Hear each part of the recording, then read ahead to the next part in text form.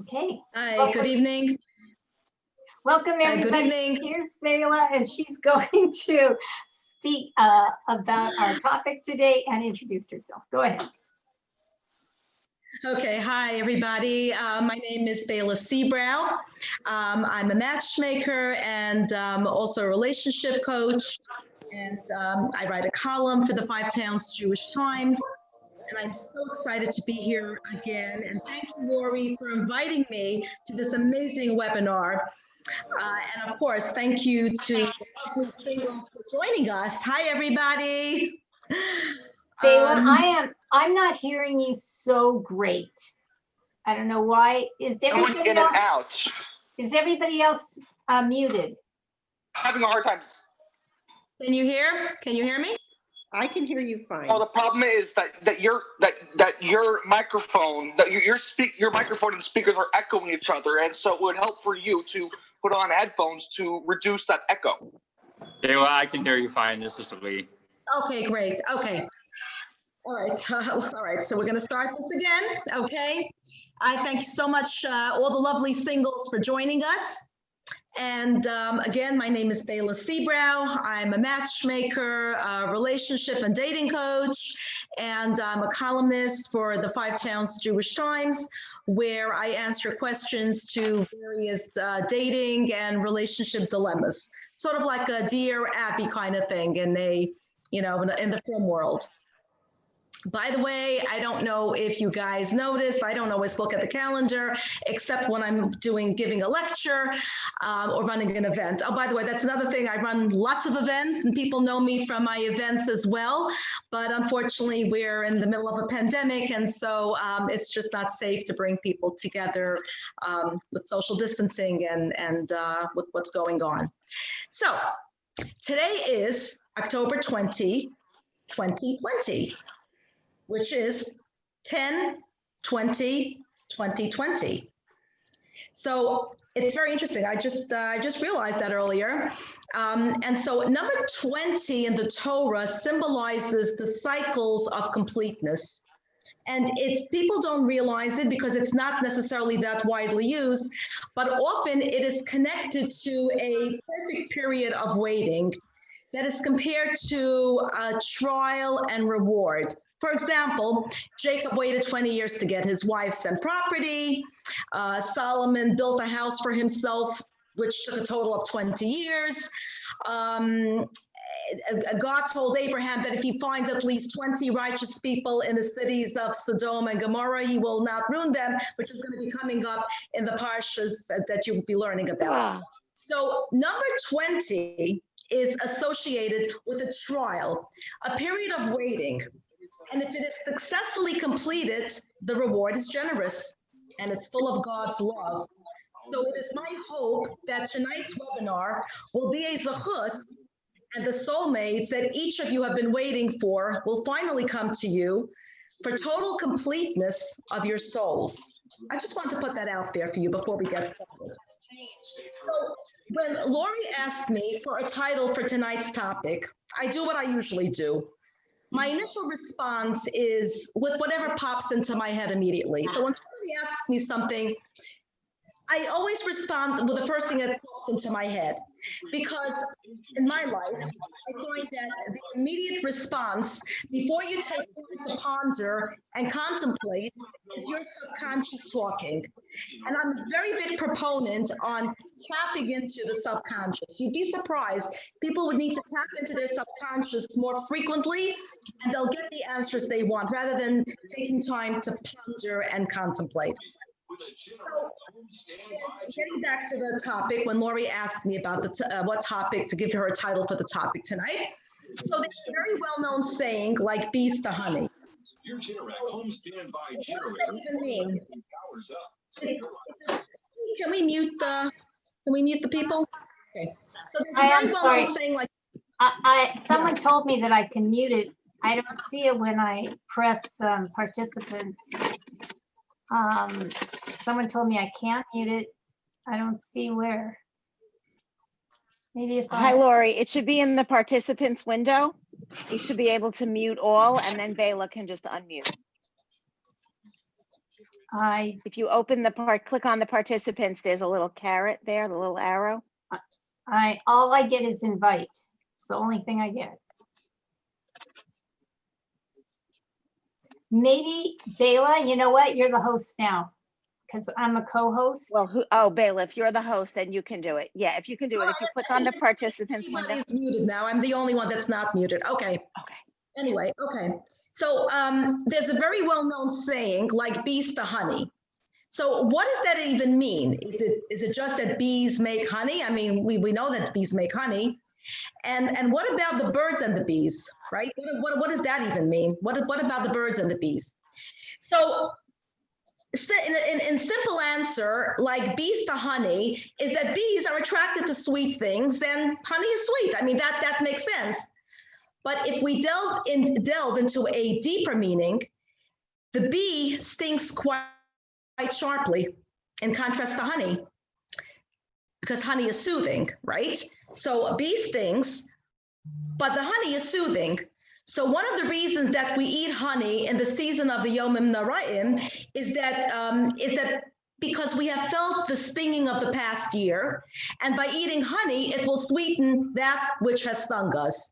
So that's one of the reasons we eat honey too, aside from the fact that we eat honey because we want a sweet new year, but it's also to soothe the stinging of the past year. And as we've all had 2020 is not over yet, but hopefully it'll get better. But the Jewish year, it's been a little bit rough with the pandemic, so a little more than a little bit rough. So relationships are painful. They're painful, like the stinging of a bee. There are very few people in the world that have escaped painful relationships, painful rejections, and painful breakups, or painful divorces, or the pain of losing a significant other to death. But you know what? Though all those things are the point of no return, there is something sweet waiting. Your soulmate, for each and every one of you, is there. He or she is out there. But where do you find him or her? That's where we're going to learn about. That's what and where we're going to learn about tonight. But before that, what does the birds and the bees refer to? In simple terms, it's not, when you're a child in the birds and the bees and, you giggle about it, really refers to courtship. So just as while the bees are stirring, the birds are freely flying with their wings. As God is stirring his pot and making matches, singles should use that free time of being single to tap into finding the right person for them, their soulmate. So in simple terms, a soulmate really means somebody who gets you, somebody who understands you and feels your soul. The person who just by looking at you or looking at each other, you have that unspoken language. The person who feels for you and feels your soul is somebody that you may know. It's interesting. You can have that relationship with a friend or even a relative. So why not with a person who will become your spouse? Okay. In our last webinar, we talked about how to love. And for those who have mastered that technique, finding your soulmate takes more work and more effort, just as the busy bee makes honey. I have a major news flash for all of you. Meeting your soulmate is not necessarily the person you think you're going to marry. You might have a date with somebody and reject that person, and without even knowing it, you rejected your soulmate. So it's very interesting that the Hebrew comparison to soulmate is zivug. We are taught that each soul comes into and down to this earth from heaven and already has been doled out his or her zivug. The zivug is there already. They come into this earth, the zivug is there waiting. In a perfect world, it would happen that we each meet our zivug and live together until 120 years, happily ever after, no problem. We wouldn't need this webinar, we wouldn't need matchmakers, we wouldn't need dating coaches, we wouldn't need singles events. But we don't live in a perfect world, as we know. And so many people either have more than one zivug, more than one soulmate, or sadly, they never ever meet their soulmate in this lifetime. And why? Why? Because they rejected him or her. That's right. You could have possibly met your zivug, you could have possibly met your soulmate, but you said no. It's not just mind-boggling that we can push away or reject our soulmate, but it's frightening that most people who have never been married, it can be a result of their own choice, their own doing. There's a famous story told about a man who went crying to an illustrious rabbi. He cried bitter tears, goes, "Rabbi, I desperately want to get married, but I have not found my zivug. I have not found my soulmate.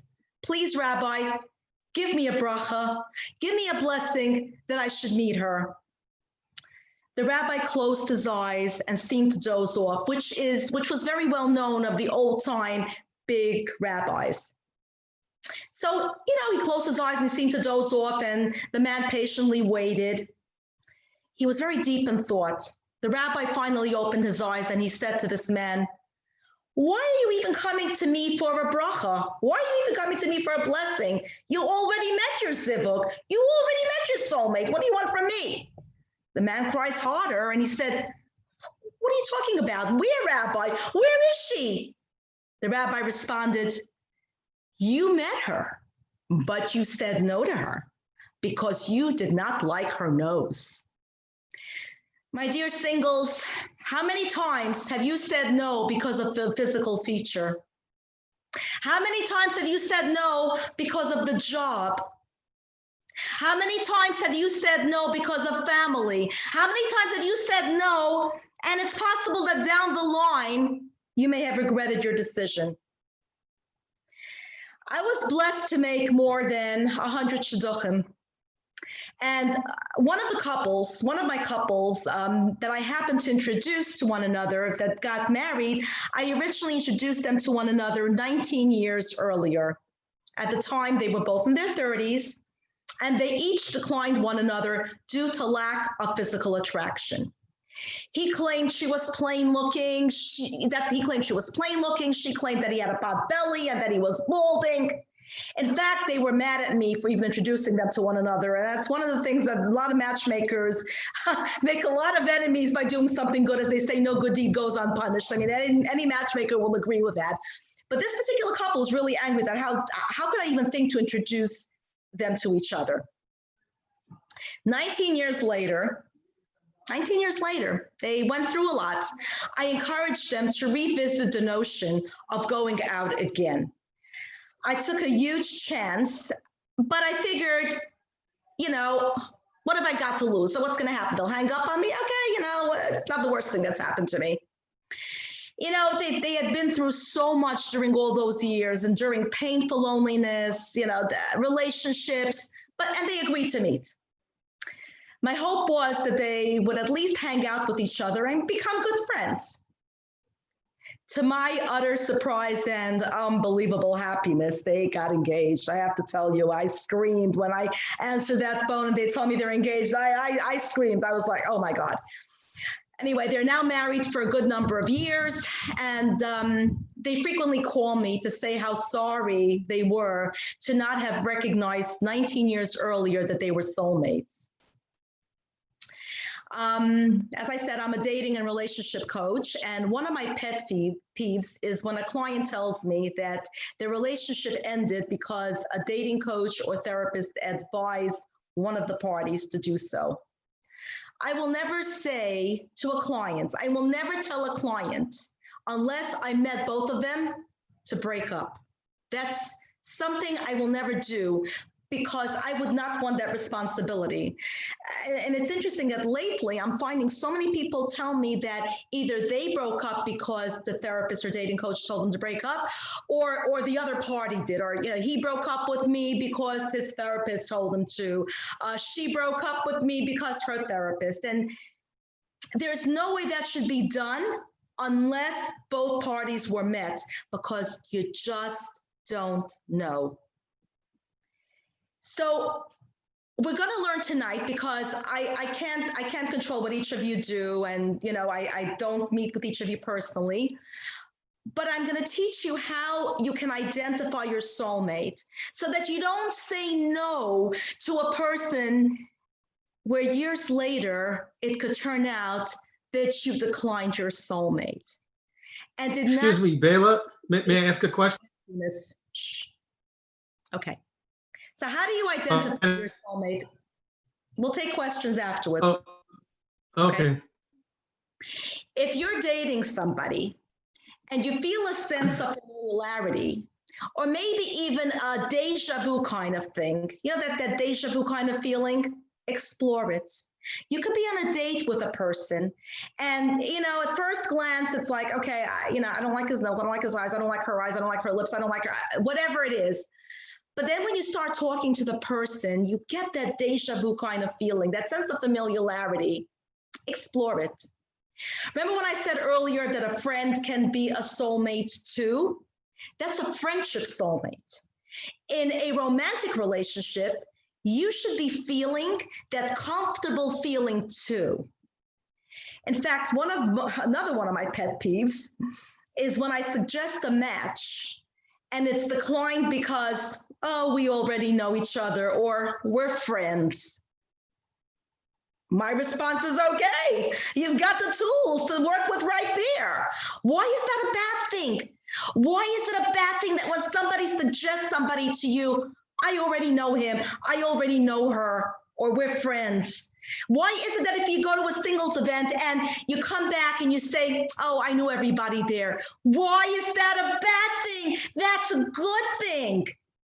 Your romantic soulmate is not somebody on TV or in the movies. Your romantic soulmate is somebody who is or can become your best friend. You get each other. Do you know what I mean? You get each other. You share your own goofy sense of humor, and you can become each other's support system. It's somebody you can have fun with and say anything you want. Relationships often fall apart when two people don't respect one another. So that's another thing. They try to change something about each other. So even if they meet somebody, so they met somebody and they're giving them the chance, they're giving their friend the chance, or somebody they already know, they're giving them the chance, but then it falls apart. Why? I'll tell you why. Because they try to change something about the person. And I always hear that. People tell me, he's too different. She's too different. We're worlds apart. We're coming from different places in life. And then they try to change something about the person, or they don't even want to bother changing anything about the person.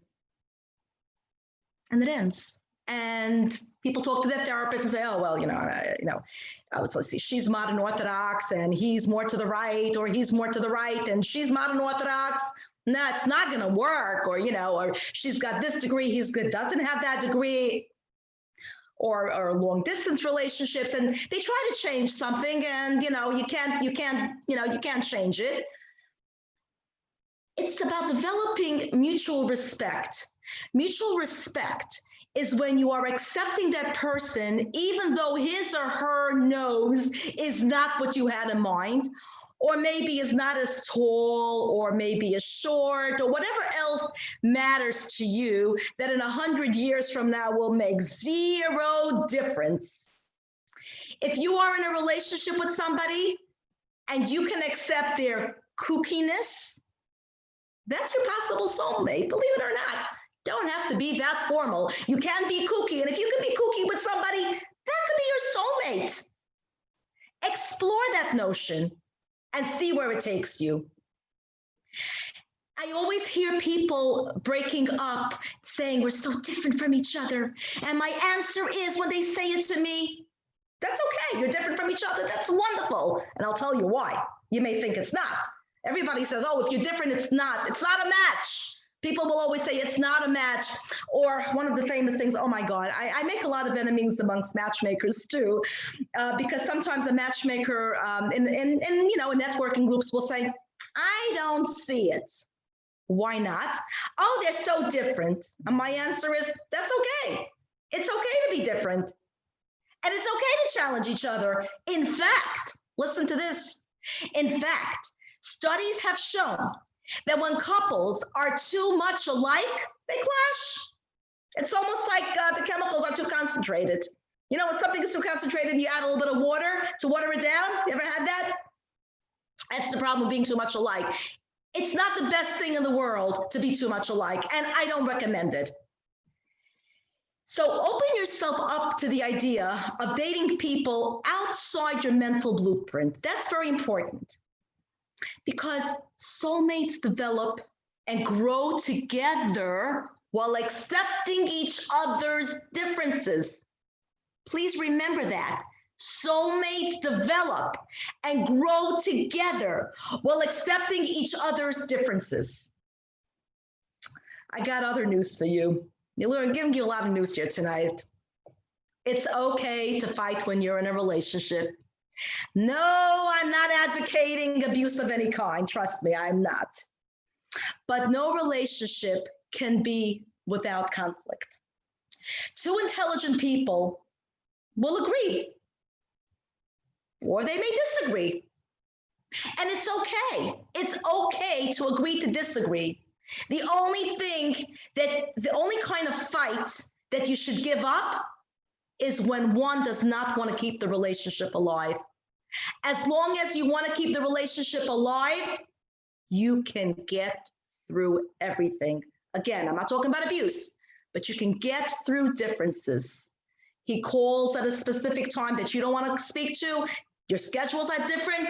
You can work it out. You can work most things out. The only thing you can't work out is when one really doesn't want to be in the relationship. That you can't force. And finally, we all wear masks. We all wear masks. You think masks are something new? And masks, I'm not talking about masks for Purim, and I'm not talking about COVID. We all wear masks.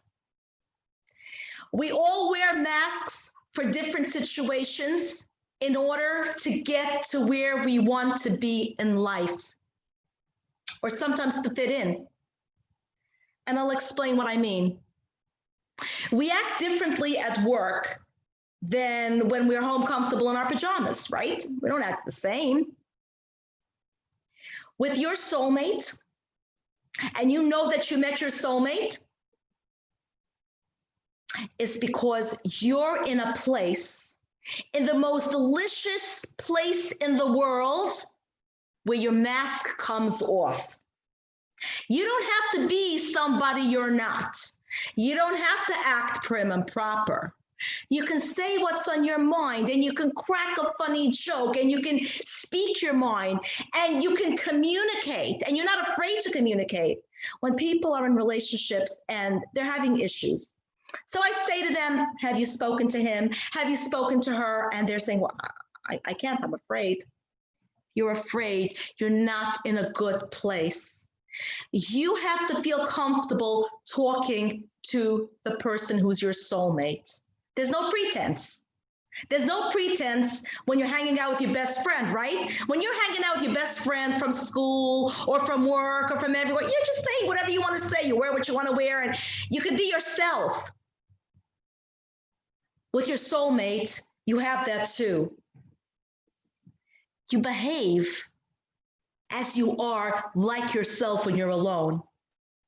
And that authenticity opens you both to the most profound forms of intimacy, not just in the physical sense, but in the emotional sense, and most importantly, your soul.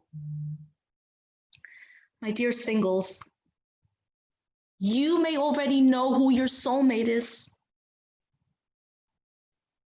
You may already know who it is. But if not, you will attract him or her. And you will do it when you open yourself up to the possibility. You remove the blueprint, that mental blueprint, and you give yourself the opportunity and the chance to feel that you're with a person who gets you, who you can have fun with, your friend that you go to the movies with. Revisit possibilities. Throw away any notions that you hear. Stop reading the self-help books. They just take your money. Trust me. Pointer 1, pointer B, pointer C, and if it's not 1, 2, or 3, that's not your soulmate. Move on to the next one. Get rid of that. Use old-fashioned intuition. Use your subconscious. Your subconscious will never let you down. Never. Tap into it. Tap into your subconscious. It won't let you down. It's honest with you. It will not give you the wrong information. I'm available to meet with anyone for a private consultation, and I will give you my phone number before we take questions and we go on. My phone number is 516-849-5863. I will repeat. My phone number is 516-849-5863. And I'd like to open to questions, and I kept it a little bit shorter because I want to give everybody a chance, because there's a lot of questions that I'm sure people have. This topic of soulmates is a highly debated topic, and people want to find their soulmate. They don't know how to go about finding their soulmate, but it's a lot easier than you think. Because the old timers, they knew how to find their soulmate. The old timers back in the day, back in the biblical days, they knew how to find their soulmate. There was no self-help book. There was no internet. They knew when they felt something, and they knew how to tap into it. Baila, Okay, you can unmute. That was really great. We have a question already in the chat box that came in for you. And that is, I understand respecting all differences in a relationship except religion. Doesn't hashkafa have to be in the same direction for a relationship to thrive? Good question. The answer is no. The answer is no. Who said that somebody yeshivish, for example, has to marry somebody yeshivish? Who said? Who said that somebody modern Orthodox can't marry somebody that's more to the right or less? It doesn't make a difference. No, I want to tell you something. Years ago, people didn't even use the expression hashkafa. I mean, of course, that's not a new word, but people are using the word hashkafa like I don't know, like a chair, a table. No, get that. That needs to be knocked out of your head. Who said that Beis Yaakov has to marry Beis Yaakov? Who said that somebody that's a Baal Tshuva or a Baal Tshuva can't marry somebody who's yeshivish? Who made those rules? I want to know who made those rules. Those are self-made rules. And they don't work. Take a look at what's going on in society. Never before in history have we had so many single people, because we have to follow a blueprint. Hashkafa. I've had cases where people have declined one another because of the camp. In fact, there's a young man that keeps declining people because of the camp that he sees on the resume. And I'm like, why does it matter? Oh, it means we're different hashkafa. I mean, really? Is it really going to matter when your baby is crying in the middle of the night? I mean, seriously? No. Let me ask you a question. After the Holocaust, right, there were people who married one another. They spoke different languages. Hasidish married modern Orthodox. Hungarians married Polish. Oh, yeah, it was God forbid at one time. The people who spoke Yiddish married Americans. It didn't matter. They felt the connection. They felt comfortable being with each other. And that's why we're here today. Our nation would have been wiped out. Our nation would have, God forbid, been wiped out if the previous generations would have said, hashkafa, hashkafa, hashkafa. Please get rid of it. Get rid of that notion. It doesn't work. And how do we know it doesn't work? The proof is in the pudding. Look at all the singles that are out there. desperate to get married, desperate to find their soulmate. Next question. Thank you. Thank you for that question. Question, how many Any- things do you have to have in common to make the relationship last? Political views, hobbies, interests, etc. What about a reformed secular non-Shabbos keeper with someone? Must be who keeps Shabbos. Okay. So, okay, it's a hot topic right now. It's interesting that I'm not going to express my political views here, but yes, Republicans and Democrats lately are not mixing well together. And in fact, after the last election, there were divorces because, yes, there were divorces because one was a Republican, one was a Democrat. They didn't like, I mean, come on, seriously, it's fluff. Regarding hobbies, no, you don't have to have the same hobbies. A hiker does not have to marry a hiker, and a person who likes to play ping pong does not have to marry somebody who likes to play ping pong. A hiker could marry somebody who maybe enjoys reading books. No, that's the problem. People have it all set, and I see this on profiles. I see it on different dating profiles, where they ask for the hobbies and it kind of matches you according to your hobbies. And oh my God, it's a great way of keeping single people single. Step out of that zone. You need to step out of it. Explore people who are not like you. Remember what I said? When chemicals are too concentrated, it gets too thick. It doesn't work. And so you'll add water to it. Just to change it a little bit. No, get that notion out of your head. You don't have to be so alike with one another. In fact, it's better. I think it's healthier.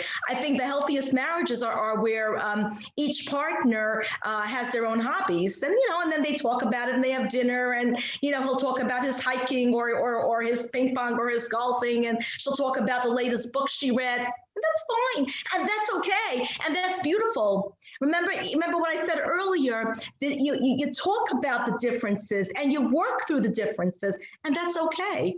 Trust me, when you're 80 years old, you're not going hiking, or 90 years old, or 120 years old, you're not going hiking. Trust me, forget about it. Hobbies, sports, please. It's fluff. It's a good way. I think people have to have just respect for the other person's hobbies, Well, interests. that's what I said. It's just respecting.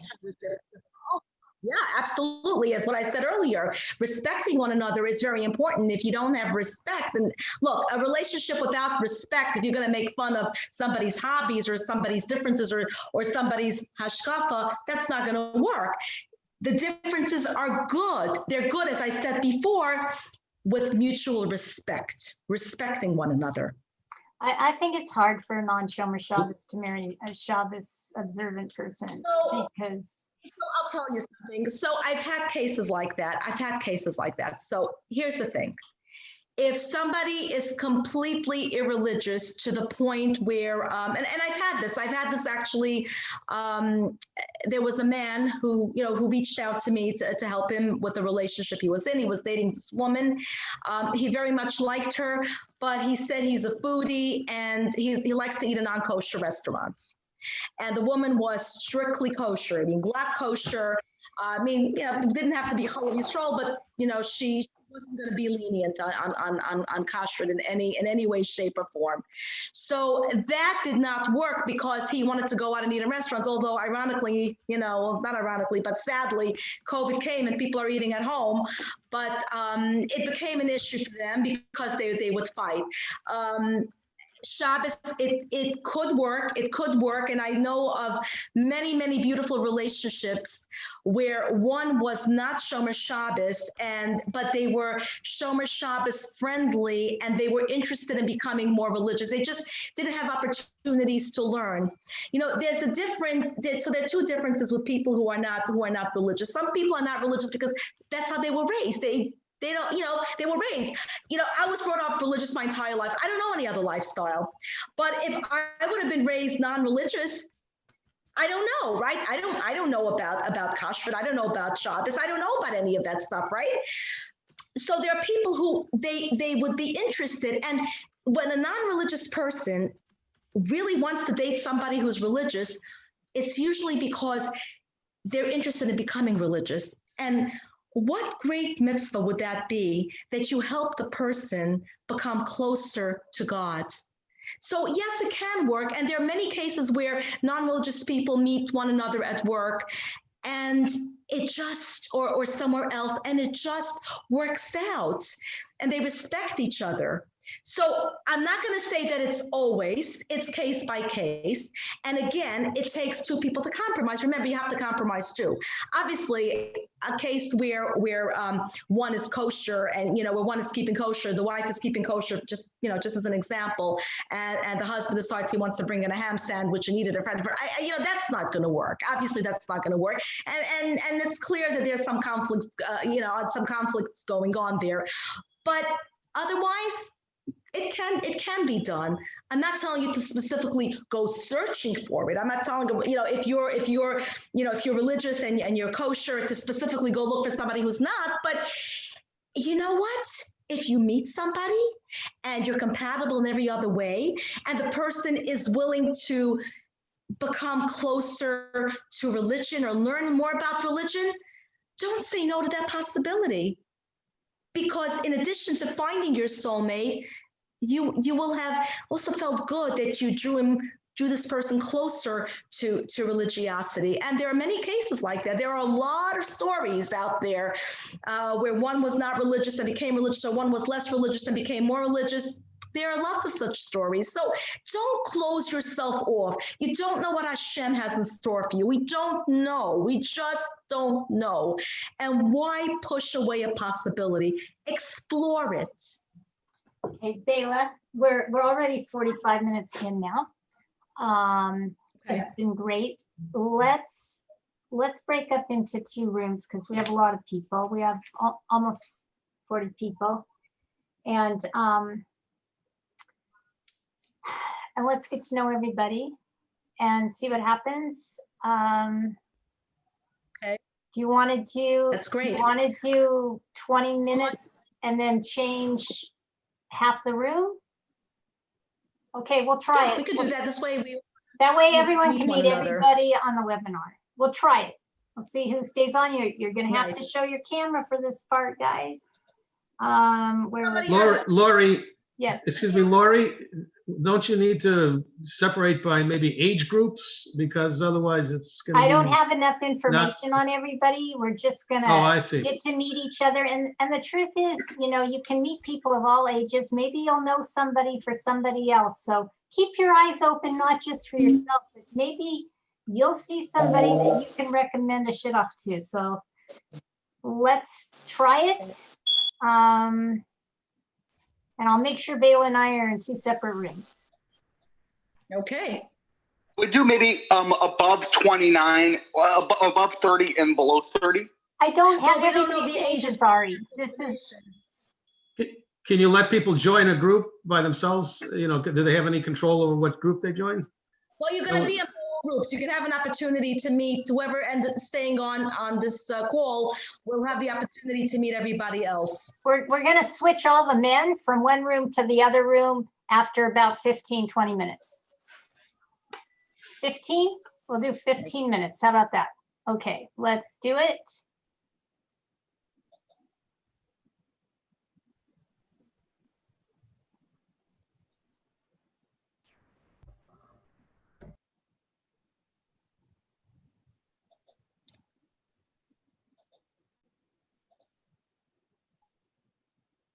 Fantastic. Uh-oh, says there's one person who's unassigned.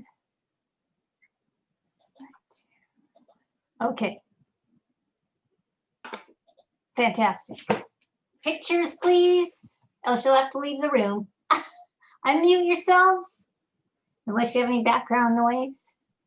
Miria, can you show your face? Okay, we're gonna start. Hopefully Neria will show our picture. Hi, everybody.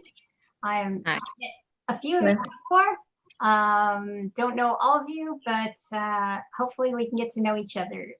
Actually, last time I did this dating room with Baila, I was actually able to make a couple of suggestions to people, but normally I just work with private clients who hire me to look for them. But once in a while I try to look for other people too. I'm really busy right now. I'm like not really taking new clients right now because I have a backlog and I'm trying to work for the people that I already have, but I am always excited to meet new people because maybe you're a match for somebody that is one of my clients. Let me just stop the recording 1 second.